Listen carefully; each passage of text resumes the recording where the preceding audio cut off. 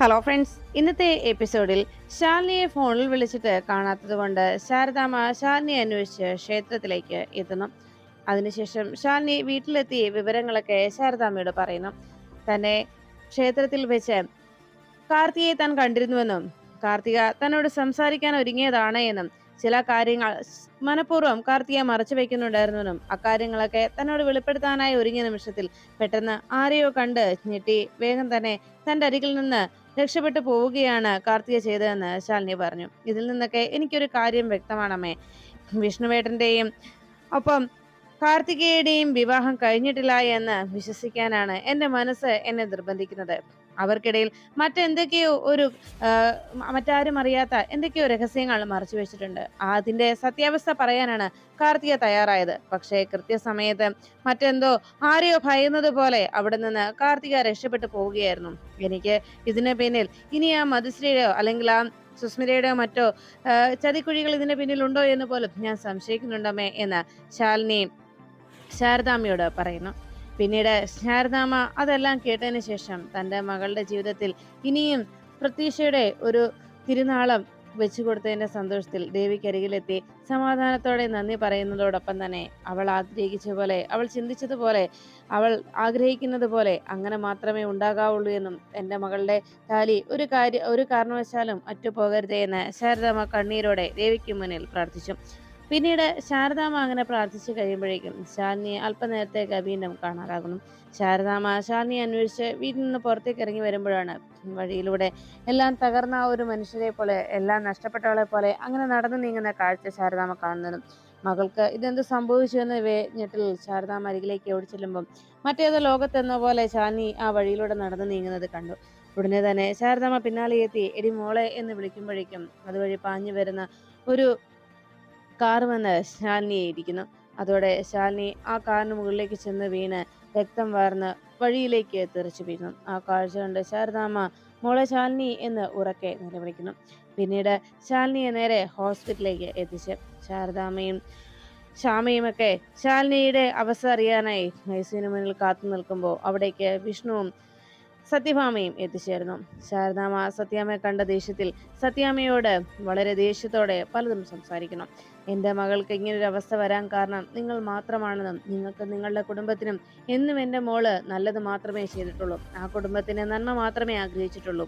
അവളുടെ ജീവൻ ആപത്തുണ്ടാകുന്ന പോലും അത് നിങ്ങളുടെ കുടുംബത്തിന് ഒരിക്കലും ബാധിക്കരുതെന്നും ആ കുടുംബത്തെ ഒരിക്കലും തകർക്കുന്ന രീതിയിൽ ഒന്നും തന്നെ ചെയ്യരുതെന്നും നിങ്ങളുടെ കുടുംബത്തെ രക്ഷിക്കാൻ മാത്രം അതിന് എന്നും ആ കുടുംബത്തിനെന്നും സന്തോഷമുണ്ടാകുന്നതിന് എന്തെല്ലാം ചെയ്യാമോ അതുമാത്രം ചെയ്യാനാണ് എൻ്റെ മകൾ ആഗ്രഹിച്ചിരുന്നത്. അതിന് മാത്രമേ അവൾ പ്രാർത്ഥിച്ചിട്ടുമുള്ളൂ എന്നൊക്കെ ശാരദാമ്മ പറയുന്നു. എല്ലാം കേട്ട് ഒന്നും മിണ്ടാനാകാതെ തലകുമ്പിട്ട് അങ്ങനെ സത്യാമ്മ നിൽക്കുമ്പോൾ ശാരദാമ്മ പറഞ്ഞു, എൻ്റെ മകളുടെ ഈ അവസ്ഥയ്ക്ക് കാരണം അവളുടെ ജീവൻ എടുത്തത് നിങ്ങളാണ്, നിങ്ങൾ മാത്രം. എന്നെങ്കിലും എൻ്റെ മോൾക്ക് സമാധാനം നിങ്ങളുടെ വീട്ടിൽ നിങ്ങൾ നൽകിയിട്ടുണ്ടോ? എൻ്റെ മോളെ എന്നെങ്കിലും നിങ്ങൾ സ്നേഹിച്ചിട്ടുണ്ടോ? പലപ്പോഴും നിങ്ങൾ നിങ്ങളുടെ മകളാണെന്നും മരുമകളല്ല എന്നും എല്ലാം പറഞ്ഞ് എൻ്റെ മകളെ ചേർത്ത് പിടിച്ചിട്ടുണ്ട്. അത് നിങ്ങളുടെ കുടുംബത്തിന് വേണ്ടി എൻ്റെ മകൾ സ്വന്തം ജീവൻ പോലും ബലി നൽകിക്കൊണ്ട്, സ്വന്തം ജീവൻ പോലും പണയം വെച്ച് പലതും ചെയ്തപ്പോൾ, അങ്ങനെ നിങ്ങളുടെ കുടുംബത്തിന് നന്മകൾ ചെയ്തപ്പോഴൊക്കെ നിങ്ങൾ എൻ്റെ മകളെ ചേർത്ത് പിടിച്ച് പറഞ്ഞു നിങ്ങളുടെ മകളാണ് എന്ന്. എന്നാൽ അതിനുശേഷം അതേ നാവുകൊണ്ട് തന്നെ അവളെ തെറ്റിദ്ധരിച്ചുകൊണ്ട് നിങ്ങൾ തള്ളി പറയുകയും ചെയ്തിട്ടുണ്ട്. അവൾ ഇന്നേ വരെ ആ കുടുംബത്തിന് ദ്രോഹമായിട്ടുള്ള ഒന്നും തന്നെ ചെയ്തിട്ടില്ല. എങ്കിലും എൻ്റെ മോൾക്ക് ഒരു നിമിഷമെങ്കിലും അവളുടെ ഭർത്താവിനോടൊപ്പം സമാധാനത്തോടെയും സന്തോഷത്തോടെയും ആ വീട്ടിൽ കഴിയാൻ നിങ്ങൾ അനുവദിച്ചിട്ടില്ലല്ലോ.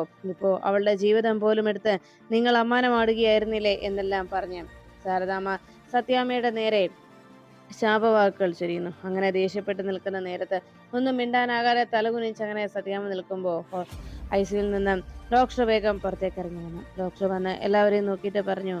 അപ്പോഴേക്കും ശ്യാമയും ശാരദാമ്മയും വേഗം ഡോക്ടറെ അരികിലേക്ക് എത്തി ചോദിച്ചു, ഡോക്ടർ എങ്ങനെയുണ്ട്, ഞങ്ങളുടെ ശാലിനിക്ക് എങ്ങനെയുണ്ട് എന്ന് ചോദിക്കുമ്പോൾ വിഷ്ണു അരികിലേക്ക് ഓടിയെത്തി. ഡോക്ടർ ശാലിനി എന്ന് ചോദിച്ചപ്പോൾ ഉടനെ ഡോക്ടർ പറഞ്ഞു, ഞങ്ങളെ കൊണ്ടാകുന്ന വിധത്തിൽ രക്ഷിക്കാൻ ശ്രമിച്ചു, പക്ഷേ സാധിച്ചില്ല, ഞങ്ങൾക്ക് അതിന് കഴിഞ്ഞില്ല, സോറി. ആ വാക്ക് കേട്ടതും സത്യാമ്മയെ കുറ്റക്കാരിയായി പറഞ്ഞിരുന്ന ശാരദാമ്മ കലിയോടെ സത്യാമ്മയെ നോക്കുകയും ഞെട്ടലോടെ എൻ്റെ പൊന്നുമോളെ എന്ന് നിലവിളിക്കുന്നു.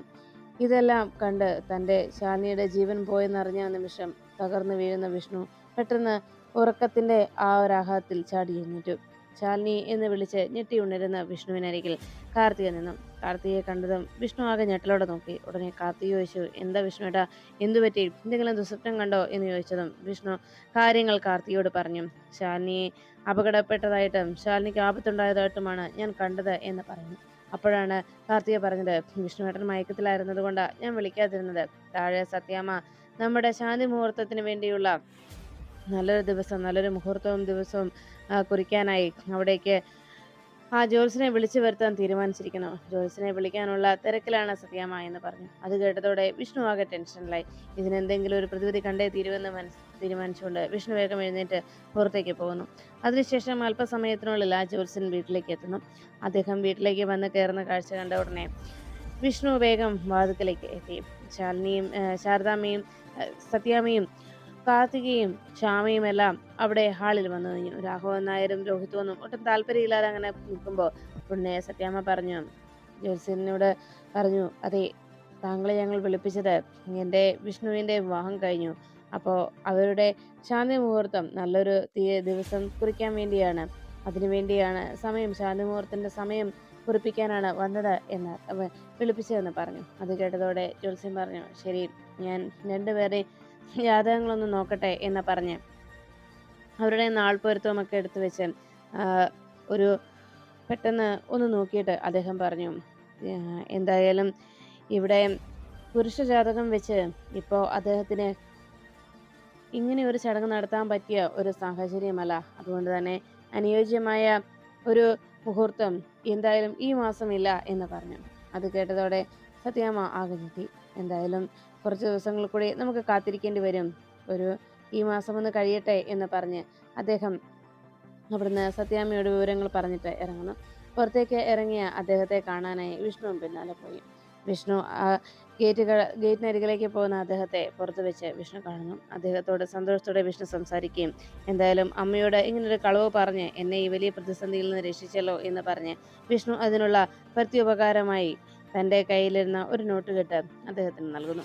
അത് വാങ്ങിച്ച് അദ്ദേഹം വളരെ സന്തോഷത്തോടെ കുറച്ച് നോട്ടുകൾ അദ്ദേഹം വാങ്ങിച്ചിട്ട് സന്തോഷത്തോടെ അവിടെ നിന്ന് നടന്നു നിന്നു. ഇത് മുകളിൽ നിന്ന് പട്ടുപ്പാവിൽ നിന്ന് ശ്യാമ കാണാനിടയായി. അപ്പോൾ വിഷ്ണുവേട്ടൻ മനഃപൂർവ്വം ആ ജോത്സ്യനെ കയ്യിലെടുത്തതാണ്. അപ്പോൾ ഇതിന് പിന്നിൽ മറ്റെന്തോ ഒരു കാര്യമുണ്ടല്ലോ എന്ന് ശ്യാമ തീരുമാനിച്ചു. അതിൻ്റെ സത്യാവസ്ഥ കണ്ടെത്തണം. വിഷ്ണുവേട്ടനും കാർത്തികയും തമ്മിലുള്ള വിവാഹം കഴിഞ്ഞിട്ടില്ല എന്ന് തീർച്ചയാണ് എന്ന് കാർത്തികയുടെയും വിഷ്ണുവിൻ്റെയും പെരുമാറ്റത്തിൽ നിന്ന് നേരത്തെ സംശയം തോന്നിയിരുന്നു. എന്നാൽ ഇപ്പോൾ എനിക്കത് തീർച്ചയായി എന്ന് ശ്യാമ തീരുമാനിച്ചു. ഉടൻ തന്നെ ശ്യാമ തൻ്റെ ഫോണെടുത്ത് ശാലിനിയുടെ ഫോണിലേക്ക് വിളിച്ചു. കോളെടുത്ത് ശാലിനി, എന്താ മോളെ എന്ന് ചോദിച്ചതും ശ്യാമ പറഞ്ഞു, കുഞ്ഞേച്ചി, എനിക്ക് തോന്നിയൊരു കാര്യം കുഞ്ഞേച്ചിയോട് പറയാൻ വേണ്ടി ഞാൻ വിളിച്ചത്. എൻ്റെ ഇതുവരെയുള്ളൊരു കണ്ടെത്തലിൽ വിഷ്ണുവേട്ടനും ആ കാർത്തിക എന്ന് പറയുന്ന പെൺകുട്ടിയും തമ്മിലുള്ള വിവാഹം കഴിഞ്ഞു എന്ന് പറയുന്നത് കളവാണെന്നാണ് എനിക്ക് തോന്നുന്നത്. വിഷ്ണുവേട്ടൻ ആ മധുശ്രീയുമായിട്ടുള്ള വിവാഹത്തിൽ നിന്ന് രക്ഷപ്പെടാനായി കണ്ടെത്തിയ പുതിയ മാർഗമാണതെന്ന് എനിക്ക് തോന്നുന്നു എന്ന് ശാലിനിയോട് പറഞ്ഞു. അത് കേട്ടതും ശാലിനി ചോദിച്ചു, അല്ല മോളെന്താ നീ അങ്ങനെ പറയാൻ കാരണം? അങ്ങനെ എന്തെങ്കിലും ആ കാർത്തിക പറഞ്ഞോ എന്ന് ചോദിച്ചതും ശ്യാമ പറഞ്ഞു, ഇല്ല, ഇന്നിവിടെ സത്യാമ്മ വിഷ്ണുവേട്ടൻ്റെയും കാർത്തികയുടെയും ശാന്തി മുഹൂർത്തം നടത്തുന്നതിന് വേണ്ടി ഒരു നല്ല സമയം കുറിപ്പിക്കാനായിട്ട് ജ്യോത്സ്യനെ വിളിച്ചു വരുത്തി. അപ്പോൾ ജ്യോത്സ്യൻ വന്ന് ഈ അടുത്ത കാലത്തൊന്നും നല്ലൊരു മുഹൂർത്തമില്ല എന്നാണ് വിഷ്ണുവേട്ടൻ്റെ ജാതകം വെച്ച് കാണുന്നതെന്ന് സത്യാമ്മയോട് പറഞ്ഞത്. അങ്ങനെ പറഞ്ഞ് അദ്ദേഹം പുറത്തേക്ക് ഇറങ്ങിയപ്പോൾ ഞാൻ മുകളിൽ നിന്നൊരു കാഴ്ച കണ്ടു. വിഷ്ണുവേട്ടൻ അയാളുടെ പിന്നാലെ പോവുകയും വീട്ടിനരികിൽ വെച്ച് അയാൾക്ക് കുറച്ച് പണം കൊടുക്കുകയും വളരെ സന്തോഷത്തോടെ അയാളോട് നന്ദി പറയുകയും ചെയ്യുന്നത്. അതോടെ എനിക്ക് കാര്യം മനസ്സിലായി. വിഷ്ണുവേട്ടൻ മനഃപൂർവ്വം പറഞ്ഞുകൊണ്ട് വിഷ്ണുവേട്ടൻ പറഞ്ഞു കൊടുത്ത അനുസരിച്ച് അയാൾ അങ്ങനെ ഒരു കളവ് പറഞ്ഞതാണെന്ന്. എന്തായാലും ഇങ്ങനെയൊരു കാര്യം നടന്ന സ്ഥിതിക്ക് ഒരു കാര്യം തീർച്ചയല്ലേ കുഞ്ഞേച്ചി, ഈ വിവാഹം നടന്നിട്ടില്ല എന്നത്, അല്ലെങ്കിൽ വിഷ്ണുവേട്ടൻ ഇങ്ങനൊരു നാടകം കളിക്കുകയാണ് എന്ന്. വിഷ്ണുവേട്ടനെയും ആ പെൺകുട്ടിയുടെയും വിവാഹം കഴിഞ്ഞതാണെങ്കിൽ വിഷ്ണുവേട്ടൻ ഇങ്ങനെ ഒരു കള്ളത്തരം കാട്ടേണ്ട കാര്യമില്ലല്ലോ കുഞ്ഞേച്ചി എന്ന് ശാലിനിയോട് ശ്യാമ പറഞ്ഞു. അത് കേട്ടതും ശാലിനി പറഞ്ഞു, ശരി മോളെ, ഞാൻ എന്തായാലും ഒന്ന് അന്വേഷിക്കട്ടെ എന്ന് പറഞ്ഞു. അങ്ങനെ പറഞ്ഞുകൊണ്ട് ശാലിനി ഫോൺ വെച്ചതും അടുത്ത ദിവസം മുതൽ ആ കാർത്തികയുടെ നീക്കങ്ങൾ കൃത്യമായി വാച്ച് ചെയ്യണമെന്ന് ശാലിനി തീരുമാനിക്കുന്നു. അതിനുശേഷം കാർത്തിക പുറത്തേക്ക് പോകുന്നത് മനസ്സിലാക്കിയ ഉടനെ ശ്യാമ ശാലിനിയെ വിളിച്ച് അറിയിക്കുന്നു. ശാലിനി കാർത്തികയെ ഫോളോ ചെയ്തു. കുറച്ചു ദൂരം പിന്നിട്ട് കഴിയുമ്പോൾ കാർത്തിക കൃത്യമായി തന്നെ തനിക്കായി വെയിറ്റ് ചെയ്ത് തന്നെ കാണാനായി കാത്തു നിൽക്കുന്ന മധുശ്രീയുടെ മുന്നിലേക്ക് എത്തി.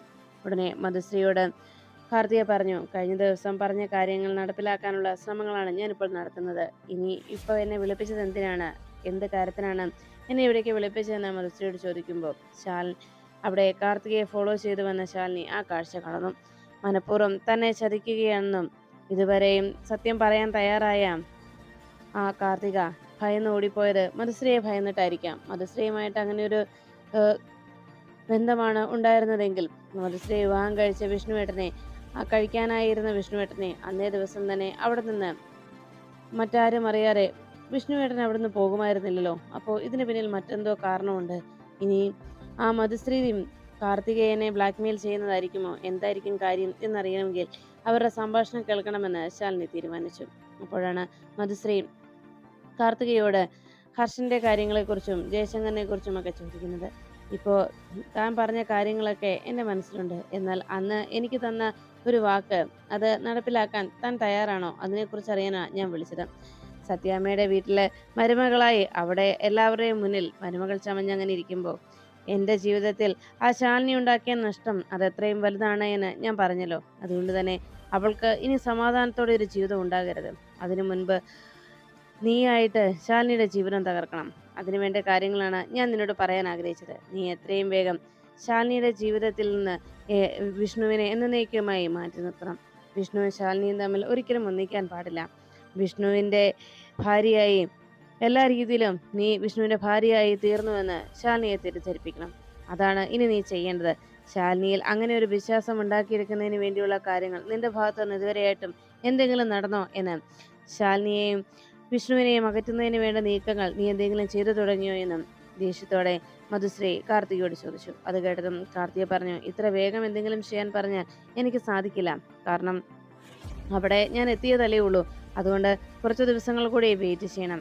ഇപ്പോൾ സത്യാമ്മ ഞങ്ങളുടെ ശാന്തി മുഹൂർത്തം നടത്തണമെന്നൊക്കെ പറഞ്ഞ് കഴിഞ്ഞ ദിവസം ഒരു ജ്യോത്സ്യനെ വിളിപ്പിച്ചിരുന്നു. പക്ഷേ അത് അദ്ദേഹം നോക്കിയിട്ട് ഉടനെ ഒന്നും നല്ലൊരു മുഹൂർത്തമില്ല എന്നാണ് സത്യാമ്മയോട് പറഞ്ഞിരിക്കുന്നത്. അതുകൊണ്ട് തന്നെ ഞാൻ ചില പദ്ധതികൾ പ്ലാൻ ചെയ്തിട്ടുണ്ട് വിഷ്ണുവേട്ടൻ്റെ ജീവിതത്തിൽ നിന്ന് ശാലിനിയെ ഒഴിവാക്കുന്നതിന് വേണ്ടി. അതോടെ മധുശ്രീയുടെ ആ പകയും അവസാനിക്കുമല്ലോ. അതുകൊണ്ട് വിഷ്ണുവേട്ടൻ്റെ ജീവിതത്തിൽ നിന്ന് എന്നേക്കുമായി ശാലിനിയെ അകറ്റി നിർത്തിയാൽ മാത്രം മതിയല്ലോ. മധുശ്രീയുടെ ഏറ്റവും വലിയ പ്രതികാരവും അത് തന്നെയല്ലേ, ശാലിനി സമാധാനത്തോടെയും സന്തോഷത്തോടെയും ജീവിക്കരുതെന്നുള്ളത്. അതിനുവേണ്ട കാര്യങ്ങൾ ഞാൻ ഉടനെ തന്നെ നടപ്പിലാക്കും. കുറച്ചുകൂടി സാവകാശം എനിക്ക് മധുശ്രീ നൽകണം എന്ന് കാർത്തിക ആവശ്യപ്പെട്ടു. അത് കേട്ടതും കാർത്തികയെ രൂക്ഷമായി നോക്കിക്കൊണ്ട് മധുശ്രീ പറഞ്ഞു, എന്തായാലും എൻ്റെ ലക്ഷ്യം നിറവേറ്റണം. അതിനു വേണ്ടിയുള്ള കാര്യങ്ങൾ ഉടനെ തന്നെ ചെയ്തു തീരൂ എന്ന് പറഞ്ഞു. അത് കേട്ടതും എന്നാൽ അങ്ങനെ തന്നെ ചെയ്യാമെന്ന് പറഞ്ഞ് അവിടെ നിന്ന് പോകുന്നു. പിന്നീട് ശാലിനി അവരുടെ വിവാഹം നടന്നോ എന്നറിയുന്നതിന് വേണ്ടി ശാലിനിയുടെ ഏറ്റവും വലിയ ആശങ്ക വിഷ്ണുവിൻ്റെയും കാർത്തികയുടെയും വിവാഹം നടന്നു എന്നുള്ളതാണല്ലോ. ആ വിവാഹം എവിടെ വെച്ച് നടന്നതാണ് എന്ന് ശാലിനിയോട് അന്ന് വീട്ടിൽ വെച്ച് സത്യാമ്മ അന്വേഷിച്ചപ്പോൾ വിഷ്ണു പറഞ്ഞ ആ ക്ഷേത്രത്തെക്കുറിച്ച് ശാലിനിയോട് പറഞ്ഞിരുന്നു. ആ ക്ഷേത്രത്തിൽ അങ്ങനെ ഒരു വിവാഹം നടന്നിട്ടുണ്ടോ എന്ന് ആ ക്ഷേത്രത്തിൽ പോയി അന്വേഷിച്ചാൽ അതിൻ്റെ സത്യാവസ്ഥ അറിയാമല്ലോ എന്ന് ശാലിനി തീരുമാനിച്ചു. അതോടൊപ്പം തന്നെ മധുശ്രീയുമായിട്ട് കൂടിക്കാഴ്ച നടത്തി അവിടുന്ന് മടങ്ങിയ കാർത്തിക എന്താണ് ഇനി അവൾക്ക് നൽകിയ വാക്ക് എന്നതിനെക്കുറിച്ച് എങ്ങനെ അറിയുമെന്നും തലപൊന്നാലോചിച്ചു. എന്തായാലും അതിനു മുൻപ് വിവാഹം നടന്നിട്ടുണ്ടോ എന്ന് ആദ്യം മനസ്സിലാക്കുക, അതാണ് വേണ്ടതെന്ന് തീരുമാനിച്ച് വേഗം തന്നെ ശ്യാമ പറഞ്ഞു കൊടുത്ത ആ ക്ഷേത്രത്തിലേക്ക് ശാലിനി എത്തുന്നു. അവിടുത്തെ കമ്മിറ്റി ഓഫീസിൽ വന്ന് കാര്യങ്ങളൊക്കെ ക്ഷേത്ര ഓഫീസിലേക്ക് എത്തി കാര്യങ്ങളൊക്കെ അന്വേഷിച്ചു. അവിടെ നടന്ന വിവാഹം, അന്നത്തെ വിവാഹത്തിലെ എല്ലാ CCTV ഫോട്ടോസും നോക്കി ആ രജിസ്റ്ററും എല്ലാം പരിശോധിച്ചു. അതിൽ അങ്ങനെ ഒരു വിവാഹം നടന്നതായിട്ട് രേഖപ്പെടുത്തിയിട്ടില്ലെന്ന് കണ്ടതോടെ ശാലിനി സമാധാനത്തോടെ ക്ഷേത്രത്തിൽ നിന്ന് പുറപ്പെട്ടു.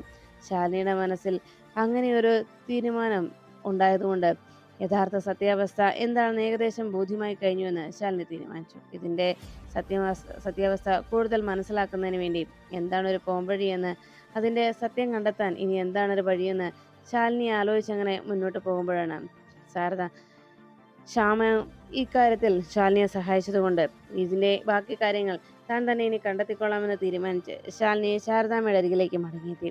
ഈ സമയത്തിനുള്ളിൽ സത്യഭാമ മറ്റു ചില നീക്കങ്ങൾ നടത്തിക്കഴിഞ്ഞു. വിഷ്ണുവിൻ്റെയും കാർത്തികയുടെയും ശാന്തി മുഹൂർത്തം നടക്കുന്നതിന് മുമ്പ് തന്നെ വിഷ്ണുവുമായിട്ടുള്ള ശാലിനിയുടെ ബന്ധം എന്നേക്കുമായി അവസാനിപ്പിക്കണം. അതിനുവേണ്ട കാര്യങ്ങൾ ഇനി ഉടനെ ചെയ്തേ തീരും. വിഷ്ണുവിൻ്റെയും ശാലിനിയുടെയും വിവാഹബന്ധം വേർപെടുത്തണം. അതിനു വേണ്ട കാര്യങ്ങൾ ഉടനെ ചെയ്യണമെന്ന് സത്യഭാമ തീരുമാനിച്ചു. അതിനായി സത്യാമ്മ ഉടനെ തന്നെ തന്റെ ഫോണെടുത്ത് വക്കീലിനെ വിളിക്കുന്നു. വക്കീലിനോട് ഉടനെ തന്നെ വീട്ടിലെത്തണമെന്ന് അറിയിച്ചു. അങ്ങനെ വക്കീല് വരുന്നതിന് വേണ്ടി സത്യാമ്മ അങ്ങനെ കാത്തു നിൽക്കുമ്പോൾ വിഷ്ണുവിനോടും രോഹിത്തിനോടും ശ്യാമിയോടുമൊക്കെ അവിടെ തന്നെ വെയിറ്റ് ചെയ്ത് നിൽക്കണമെന്നും ഇന്നെങ്ങും പോകരുത് എന്നും പറഞ്ഞു. എന്താ കാര്യം എന്നറിയാതെ എല്ലാവരും അങ്ങനെ ആശങ്കപ്പെട്ടിരിക്കുമ്പോൾ സത്യാമ്മ വാതുക്കലേക്ക് തന്നെ കണ്ണു നട്ടുന്നു. ആരെങ്കിലും പ്രത്യേകിച്ച് വരാനുണ്ടോ സത്യാമ്മേ എന്ന് ശ്യാമ ചോദിച്ചിട്ടും ഇപ്പൊ തന്നെ അറിയാം എന്താ കാര്യമെന്ന്, നീ ഒന്ന് വെയിറ്റ് ചെയ്യുമെന്ന് പറഞ്ഞ് അങ്ങനെ നിൽക്കുമ്പോൾ അവിടേക്ക് ഒരു വക്കീലിനെ വിളിച്ചു വരുത്തി.